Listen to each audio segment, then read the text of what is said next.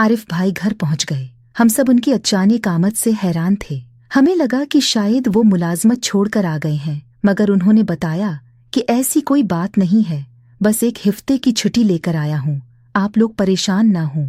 अचानक भाई के आ जाने से सूफिया भाभी बहुत खुश हुई। उनको भाई की सूरत देखकर करार आ गया। एक हफ्ता पल भर में गुजर गया। भाई का दिल नहीं चाहता था कि बीवी से जदा होकर दोबारा परदेस जाएं, मगर जाना जरूरी था, नौकरी का मामला था। जाते वक्त उन्होंने सिसर साहब से कह दिया कि मैं 2 साल बाद ये नौकरी छोड़ दूंगा।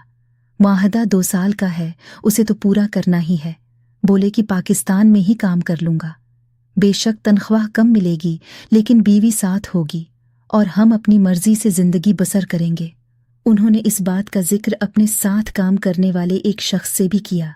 इत्तिफाक से वो उनके सिसर का जानने वाला निकला। जब उन्होंने इस शख्स को अपने सिसर का नाम और पता बताया तो पता चला कि वो इनकल सलीम के अंदरूनी मामलात से भी बखूबी वाकिफ है। इस बदख्वा ने भाभी सोफिया के बारे में आरिफ भाई को कुछ ऐसी बातें कहीं जो सुनकर भाई के दिल में बदगुमानी पैदा हो गई और उन्होंने सोचा कि नौकरी जाती है तो जाए, मगर मैं उस देखे अजाब में मुब्तला न रहूंगा। इस तरह दिन रात जहनी तनाव में गुजारने लगे और काम भी ठीक से न कर सके। उन्होंने टिकट कटवाया और पाकिस्तान वापस आ गए। उनको बहुत बाद में एहसास हुआ कि उन्होंने जल्दबाजी में अपने पांव पर कल्हाड़ी मार ली है।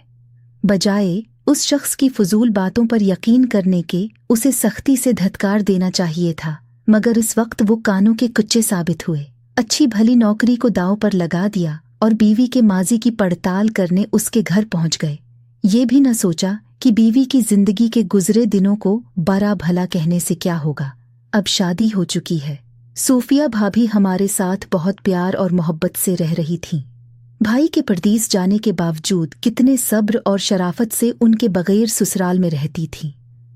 कभी मैके जाकर रहने का नहीं कहा। वो चाहते तो अपने माँ बाप के पास जाकर रह सकती थीं, जबकि वो लोग हमसे ज्यादा अमीर थे, मगर उन्होंने ऐसा नहीं किया।